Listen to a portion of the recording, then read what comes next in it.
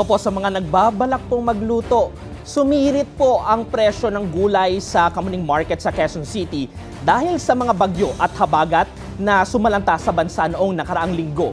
Pumapalo ngayon ang presyo ng karot sa 200 hanggang 250 pesos kada kilo mula sa dating 150 hanggang 180 pesos kada kilo lamang.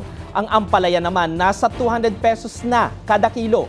140 pesos naman po sa kada kilo ng sitaw o 60 pesos kada tali.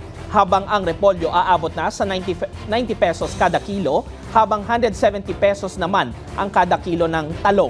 Tumaas rin ang pulang sibuyas o naglalaro naman sa 150 hanggang 160 pesos kada kilo ang pulang sibuyas, habang nasa 140 naman hanggang 160 pesos ang kada kilo ng bawang. 70 to 90 pesos naman ang bawat kilo ng kamatis. Gate ng mga nagtitinda, nasira ang mga tanim at nahirapan ang pagde-deliver dahil sa baha, landslide at lubak-lubak na daan.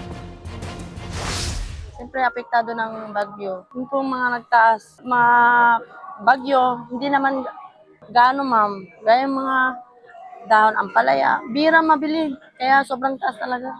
Hindi namin alam kung paano namin benta.